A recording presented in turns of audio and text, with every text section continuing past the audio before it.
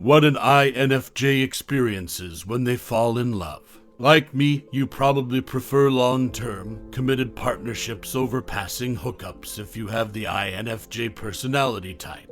An INFJ, though, occasionally has to move on when something just doesn't work out. I've experienced my fair share of heartbreak and disappointment, but I rarely feel as like my heart has been totally destroyed. I'm not cynical or heartless for doing this. You see, it takes a lot for the sensitive and reserved INFJ to be vulnerable and open out to someone else. We yearn for meaningful relationships and the ideal romance. Other personality types would find this to be unrealistic, but INFJs have a special blend of idealism and practicality. We aspire to have a wonderful relationship and are willing to go to any lengths to establish one, but only with the ideal partner.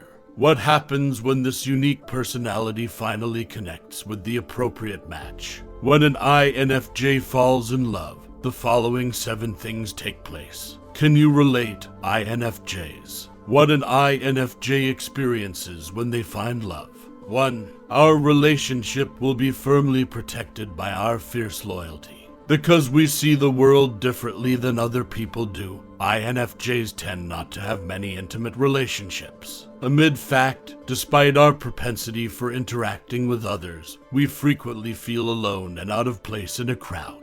We introverts would also choose a small number of deep relationships over a large number of superficial ones. But the connections we have stood the test of time. We are nurturing beings by nature. An INFJ will put you at the top of their list of priorities when they fall in love with you. We are committed to looking out for you and preserving our relationship in any way we can. 2. We'll support you to the hilt. While concurrently encouraging you to be your best self, we will also accept you for who you are. It seems contradictory, but somehow we pull it off. We recognize the potential you possess and are more than happy to reaffirm your capacity to work for your objectives. INFJs delight in assisting others. We also enjoy seeing how people develop. An INFJ will reassure you if you ever start to doubt your abilities, since we genuinely think you are wonderful. 3. We'll be more forthcoming with you, but at our own speed. When you spend time with us one-on-one, we'll engage in discussions that range widely, from a painful experience from our youth to our opinions on the state of the world now. There is, however, always more to learn. INFJs are slow to provide personal details about themselves, especially when they are confident they have found the appropriate partner. You will witness more and more of our inner world, which is unexpectedly spontaneous and exciting as we let ourselves open up to you. What ignites our enthusiasm and what has impacted us in the past will be discussed. We'll let you in on our innermost feelings and thoughts, a door that's likely been shut for a very long time. To us, this is really important. Please be cautious, for we'll keep you in mind a lot. Like many introverts, INFJs are frequently accused of thinking too much and being in our heads. And it's true that occasionally this predisposition of ours causes us problems. We are lying in bed contemplating a humiliating act we committed 5 years ago. Alternately, we obsess about the interaction we had with you earlier in the day, trying to determine whether anything we said offended or disappointed you. In actuality, if we love you, we'll take time to consider and mull over our interactions. We daydream as well, and certainly we will have fantasies about you. We are highly sensitive and emotional, yet being quite smart. Because INFJs tend to take in the emotional states of others around us, we are sensitive to your moods in addition to how powerfully we feel our own emotions. To put it another way, if you're excited, we are too.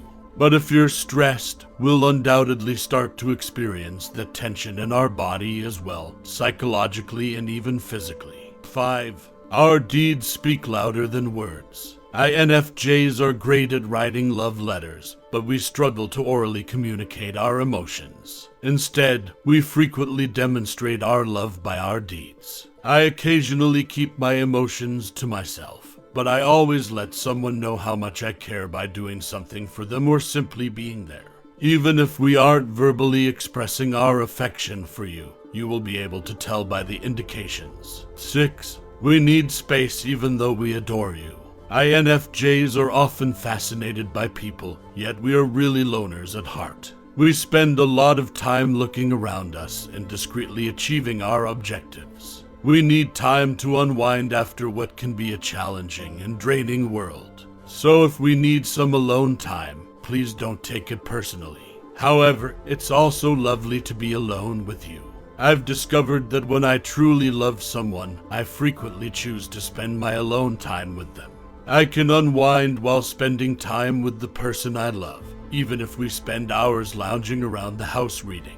7. You will always be remembered. Please know that we won't forget you if the connection doesn't work out for some reason. The majority of INFJs take their relationships, whether they be romantic or not, very seriously. If you've ever been in love with an INFJ, you know how intense our affection can be. Thank you for allowing us to share so much of who we are, even though we would never have the chance to express it. When we open ourselves to someone we trust, we feel a great sense of release, and it doesn't occur frequently. You may be sure that your INFJ will always have a soft spot in his or her heart for you.